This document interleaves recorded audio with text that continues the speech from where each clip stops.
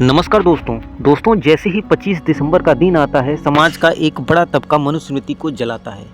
दोस्तों आज हम बात करेंगे मनुस्मृति के इतिहास, विवाद और वास्तविकता की।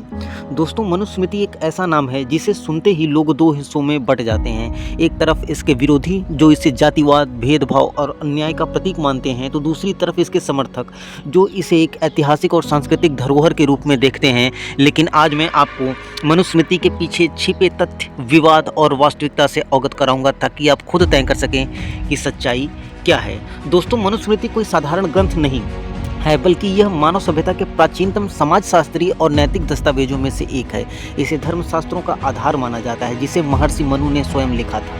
यह ग्रंथ न केवल सामाजिक व्यवस्था का प्रारूप है, बल्कि उस युग की सोच और जीवन शैली का दोस्तों एक दर्पण भी है। लेकिन इसके साथ ही अगर मनुस्मृति के हम आरोपों पर देखें जो उस पर लगाए गए हैं कि यह जातिगत भेदभाव, महिलाओं के अधिकारों का दमन और शूद्रों के साथ अन्याय को बढ़ावा देता है, तो दोस्तों आपको मैं बता दूं कि मनुस्मृति पर यह आरोप लगाया गया है कि इसमें ब्राह्मणों को उच्च स्थान और शूद्रों को निम्न स्थान दिया गया है।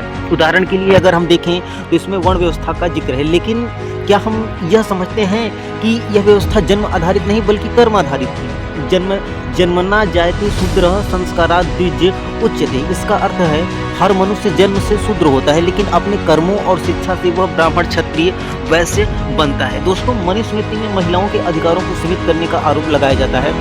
यह कहा जाता है कि मनुस्मृति महिलाओं के साथ भेदभाव करती है।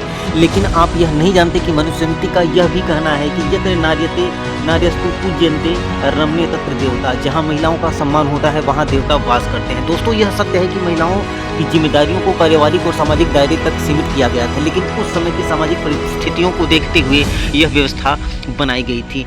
दोस्तों 1927 में डॉक्टर अंबेडकर ने मनुस्मृति को जलाया था। यह एक ऐतिहासिक घटना थी, लेकिन क्या यह विरोध मनुस्मृति के हर पहलू के खिलाफ था? नहीं, तो ऐसा नहीं था। डॉक्टर अंबेडकर ने मनुस्मृति के कुछ पॉइंट्स के खिलाफ विरोध जताया था, पूरी मनुस्मृति के खिलाफ नहीं। यह उस समाज के खिलाफ विरोध था डॉक्टर अंबेडकर द्वारा जिसने मनुस्मृति के संदर्भों को तोड़ मरोड़ कर और उसकी वैधता को समाप्त करके पेश किया था। दोस्तों जब राजस्थान हाई कोर्ट में मनुस्मृति पर बहस हुई तो अदालत ने कहा कि मनुस्मृति एक ऐतिहासिक दस्तावेज है और इसे संदर्भ के बाहर दोषी ठहराना उचित नहीं है। इसका उद्देश्य समाज में कार्य विभाजन करना था, न कि किसी को नीचा दिखाना। वर्तमान में भारतीय संविधान की व्यवस्था हर प्रकार के भेदभाव को खत्म करती है। अदालत ने स्पष्ट किया कि मनुस्मृति में वर्ण व्यवस्था को कर्म आधारित बताया गया है और यह उस समय की सामाजिक आवश्यकताओं के अनुसार बनाई गई थी। दोस्तों कई बार मनुस्मृति के श्लोकों को संदर्भ से हटाकर पेश किया गया, जैसे शूद्रों पर कठोर दंड संदर्भ को लिया जाता है, लेकिन यह नियम सभी वर्गों के लिए समान रूप से थे। महिलाओं पर नियंत्रण की बात कही जाती है,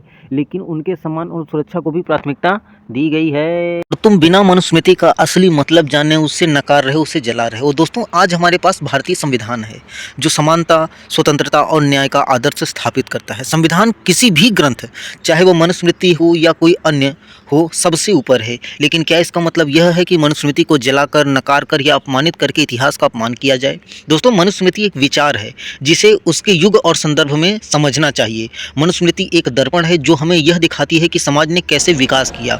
इसे न तो आंख मूंद कर पूजना चाहिए और न ही इसके हर पहलू को दोष देना चाहिए। हमारी जिम्मेदारी है कि इतिहास को समझें, उसकी कमियों से सीखें और एक ऐसा समाज बनाएं जो समानता और न्याय पर आधारित हो। जैसा कि किसी ने कहा है, इतिहास को समझकर भविष्य का निर्माण करें, क्योंकि जो इतिहास को नकारते हैं वो जिंदगी में हमेशा पीछे और भेदभाव ही झेलते जाते हैं। इसलिए मनुस्मृति को जलाओ, पर कम से कम आप ये तो जान लो कि एक्चुअल में उसकी सच्चाई क्या है। मूर्खों की तरह जलाने से किसी भी ग्रंथ का कोई महत्व कम नहीं हो जाता। इसलिए मूर्खता छोड़ो। अगर विज्ञान की तरफ बढ़ रहे हो तो विज्ञान को पढ़ो, अगर संविधान की तरफ बढ़ रहे हो तो संविधान को पढ़ो। मूर्खता में आगे मत बढ़ो।